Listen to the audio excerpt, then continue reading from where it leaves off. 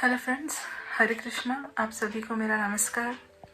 यह मेरा पहला वीडियो है और इस वीडियो में मैं आपको अपनी प्रेगनेंसी की जर्नी बताने वाली हूँ कि कैसे शादी के 6 से 7 साल बाद मुझे नॉर्मल डिलीवरी से एक बेटी मिली, जो मेरी लाइफ की सबसे बड़ी खुशी है। और ये सब मुझे 2 मिसकैरेज के बाद मिला, तो ये कैसे संभव हो पाया, यह मैं इस वीडियो में आपको बताने वाली हूँ।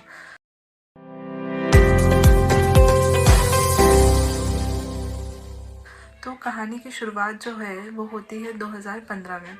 2015 में मेरी शादी हुई। दिसंबर 2015 में मेरी शादी हुई। और उसके बाद एक जो नॉर्मल कपल रहता है कि सोचता है कि अभी प्रेगनेंसी है, उसको बाद में प्लान किया जाएगा और अभी हम अपनी लाइफ एंजॉय करते हैं, खाते हैं, घूमते हैं। तो मैं और मेरे हस्बैंड भी यही कर रहे थे।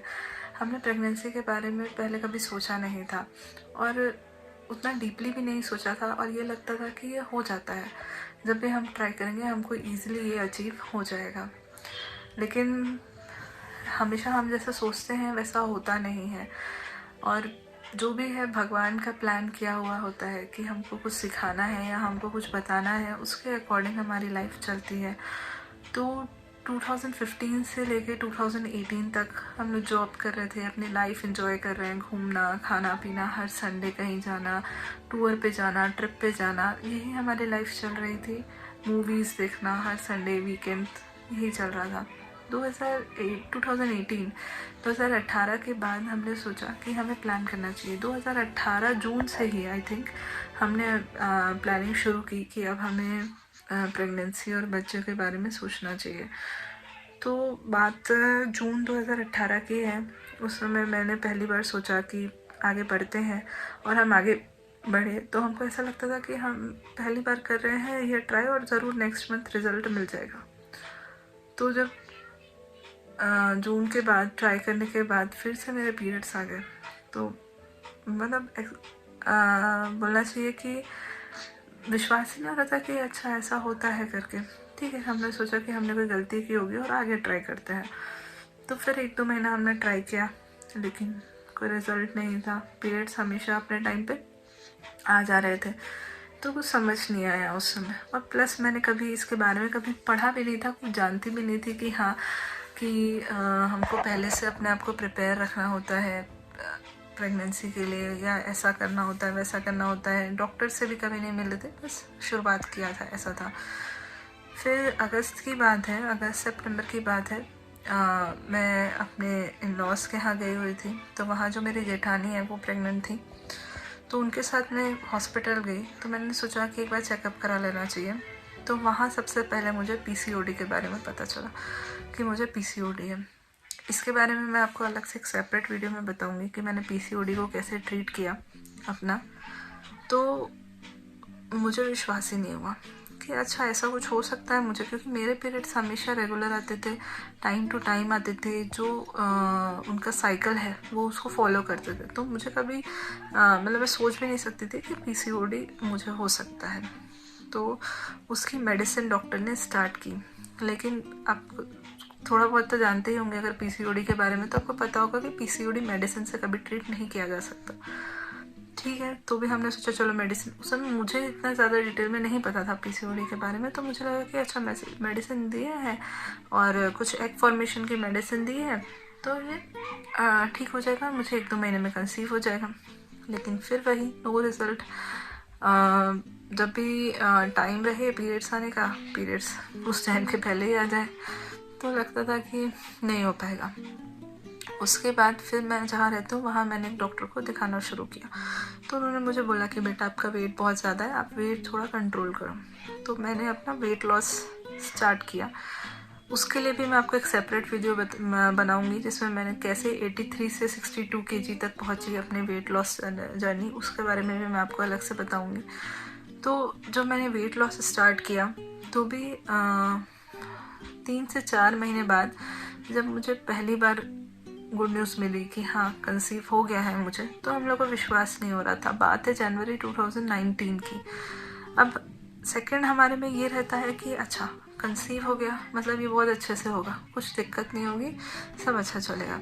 तो हम इस मेंटालिटी में थे। तो जब मुझे जनवरी में कंसीव हुआ तो मैं अपनी तरफ से हर प्रिकॉशन लेना चाहिए वो ले रही थी, और मैंने सोचा था कि सब अच्छा हो जाएगा। लेकिन जब हमारी फर्स्ट सोनोग्राफी का टाइम आया तो हमें पता चला कि हार्ट बीट बेबी की नहीं है। अब ये सुन के ही कुछ समझ नहीं आया कि ये होता क्या है। हार्ट बीट पता है क्या होता है, लेकिन हार्ट बीट आई क्यों नहीं, ऐसा क्या हुआ कि हार्ट बीट आई नहीं बेबी में, ये हमको पता नहीं चला। और जैसे ही मुझे पता चला था मेरा तो रोना शुरू।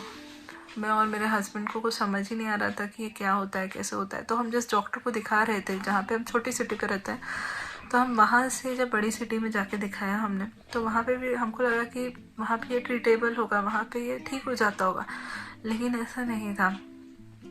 तो उस डॉक्टर ने भी कहा कि अगर हार्ट बीट एक हफ्ते के अंदर नहीं आई तो आपको अपना अबॉर्शन कराना पड़ेगा, या इसको मिसकैरेज बोलते हैं। तो इसके लिए आपको अबॉर्शन कराना पड़ेगा। अबॉर्शन के भी 2 वेज हैं, आप पिल्स से करा सकते हो, या फिर क्योंकि ज़्यादा टाइम नहीं हुआ है तो आप पिल्स से करा सकते हो, या फिर DNC, डायलेशन एंड क्यूरेटाज, जो एक माइनर सर्जरी जैसा होता है।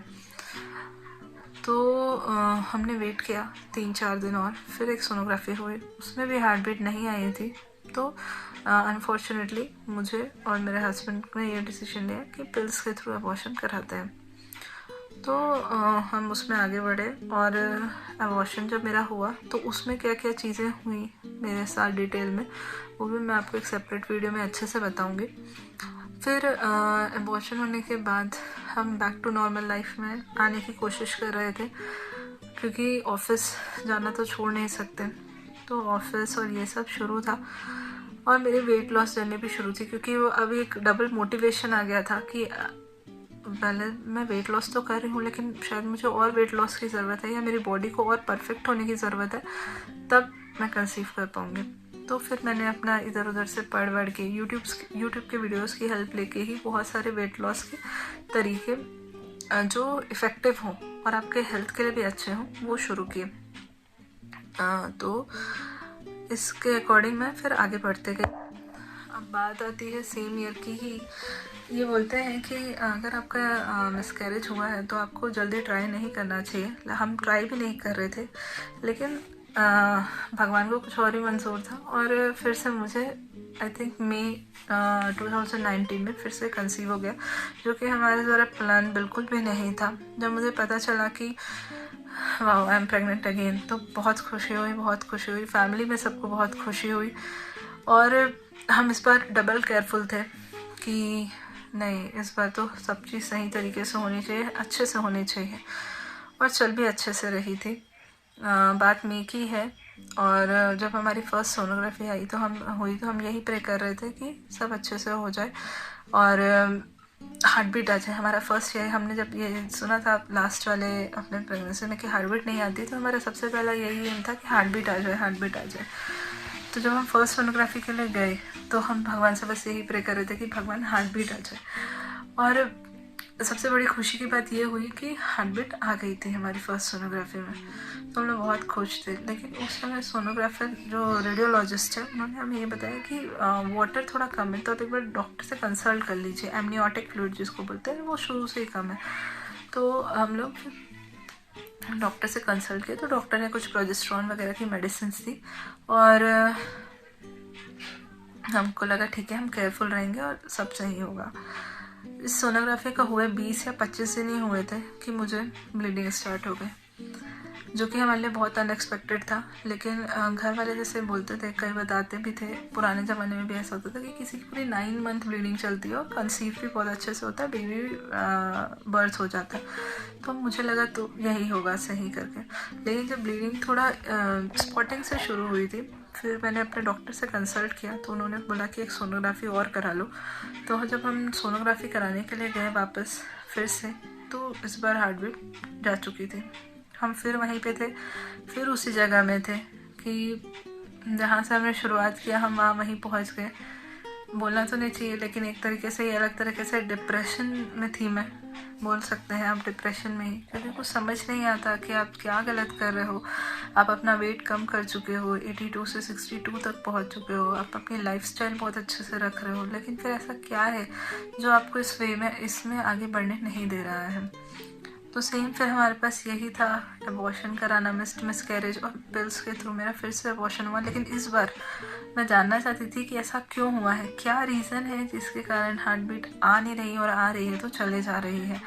तो उसके लिए बहुत सारे टेस्ट हुए, अप्रॉक्स 50-60,000 के तो टेस्ट ही हुए, लेकिन सब रिज़ल्ट सही थी, पॉजिटिव। कोई भी डॉक्टर मुझे ये बता नहीं सकती थी कि ऐसा क्यों हुआ। और डॉक्टर से जब मैंने बात किया तो वो बोली कि बता भी नहीं सकते कि इसका रीज़न क्या है।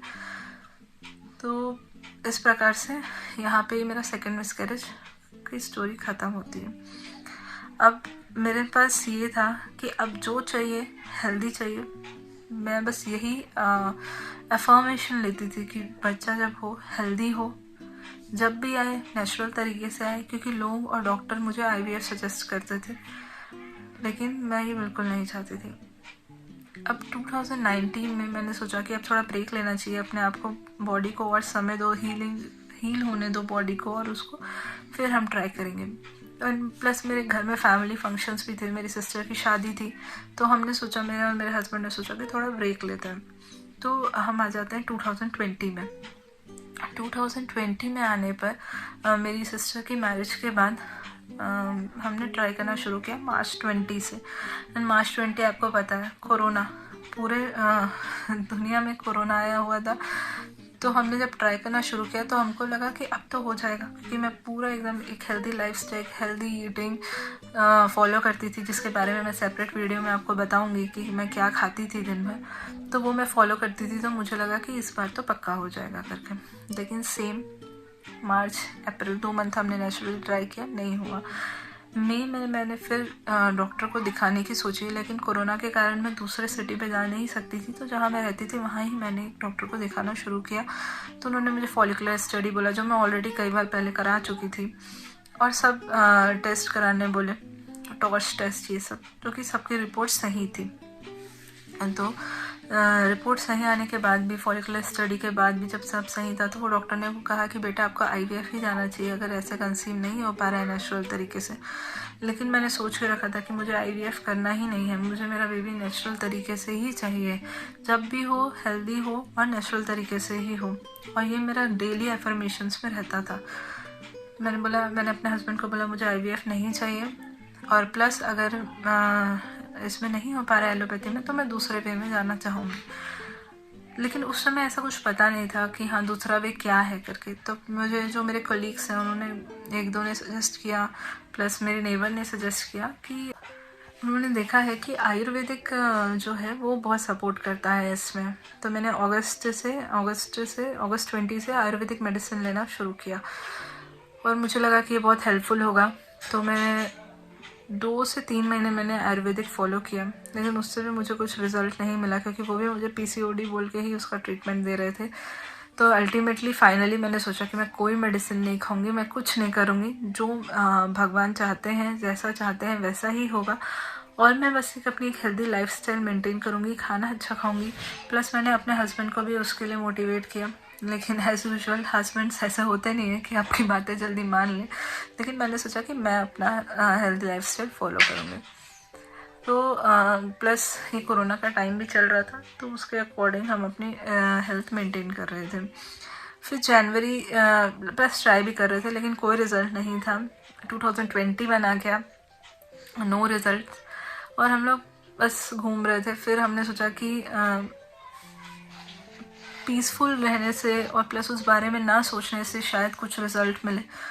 तो उसी साल हम फिर सिक्किम वगैरह भी घूम के आए, और ये सब मतलब बुक्स पढ़ना, प्लस एक इंटरटेनिंग लाइफ हम जी रहे थे, जिसमें हम भगवान को अपने बोलना चाहिए रूटीन लाइफ में लाना, हमारे उनको इन्वॉल्व किया, उनकी पूजा इन्वॉल्व की, और जॉब और बोलना चाहिए एक घर, इस पे बैलेंस्ड वे पे हम चल रहे थे। लेकिन फिर भी कहीं ना कहीं उसका रिज़ल्ट नहीं मिल रहा था। तो मेरी एक फ्रेंड है, उन्होंने मुझे होम्योपैथिक ट्रीटमेंट के बारे में सजेस्ट किया। उनके साथ भी सिमिलर केस था। तो मैं थोड़ा मोटिवेट हुई, मैंने सोचा कि चलो ठीक है, होम्योपैथिक ट्रीटमेंट भी ट्राई करके देखते हैं। तो जब मैं उस डॉक्टर से मिलने गई, डॉक्टर संदीप भार्गव उनका नाम है, उनके बारे में मैं यहाँ पे मेंशन कर दूँगी, जिससे मुझे रिज़ल्ट फाइनली मिला। उससे मिलने गई तो बोलना चाहिए वो मेरा लाइफ का सबसे बड़ा टर्निंग पॉइंट था, क्योंकि मुझे समझ में आया कि मैं कहाँ गलती कर रही थी अब तक अपने डाइट में। और उन्होंने मुझसे 1 या 2 घंटे बात करके पूरी मेरी लाइफस्टाइल समझा, रूटीन समझा, मैं कैसे खाती हूँ, सोती हूँ, पीती हूँ, ये सब समझा। और उसके अकॉर्डिंग मुझे मेरे लिए बोलना चाहिए डेडिकेटेड एक डाइट चार्ट सजेस्ट किया। अब वो डाइट चार्ट तो नहीं बोल सकते, क्योंकि वो कहीं से भी डाइट चार्ट नहीं था, वो एक हेल्दी डाइट थी जो आपको नॉर्मली भी फॉलो करनी चाहिए। तो जब मैंने वो फॉलो किया, फॉलो करना स्टार्ट किया, आई थिंक जुलाई 2021 से मैंने ये फॉलो करना स्टार्ट किया।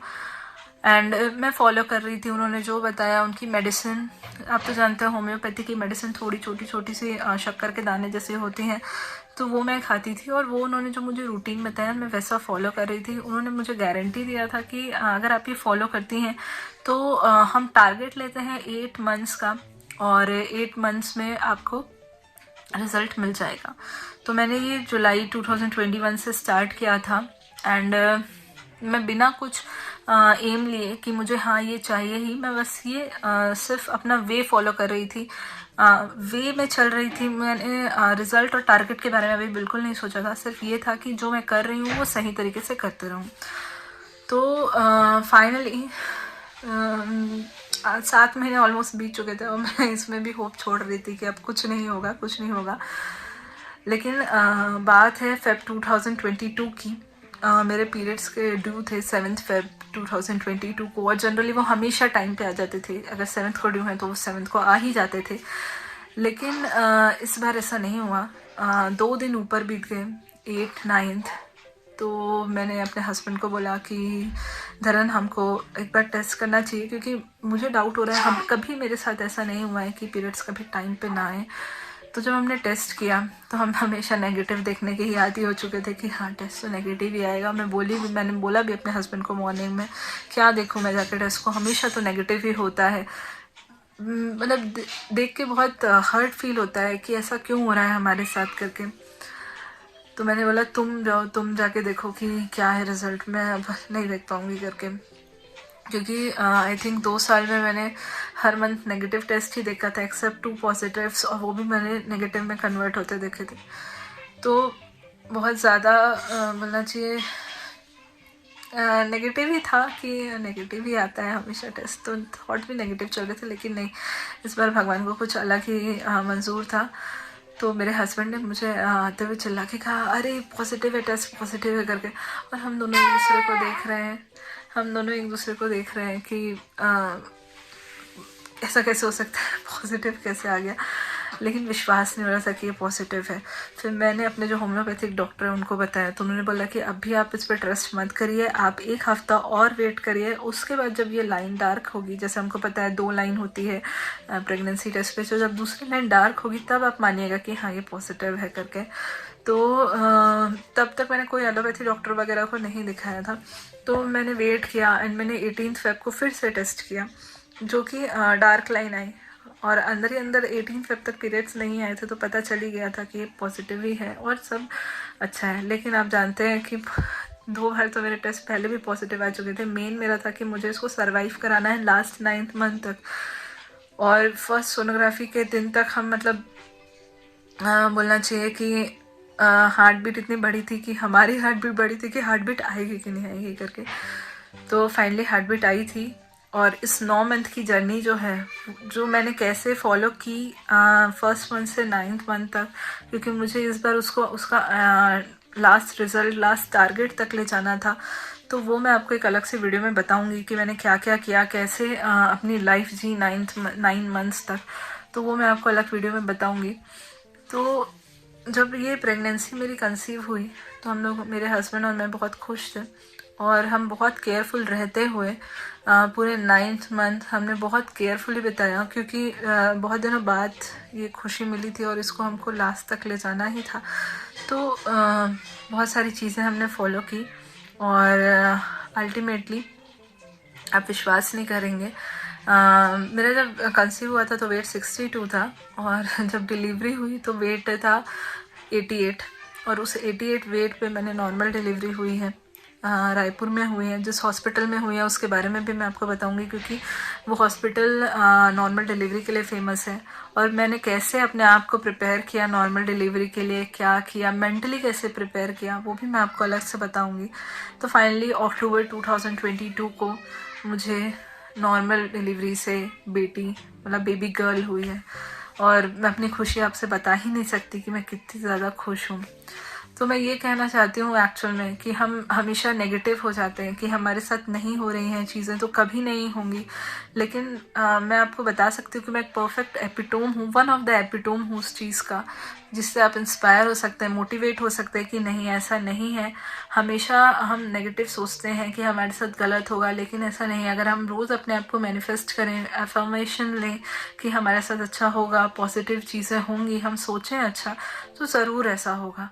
और शादी के 6 से 7 साल बाद मुझे कंसीव होके सक्सेसफुल प्रेगनेंसी हुई after 2 miscarriage and heavy weight.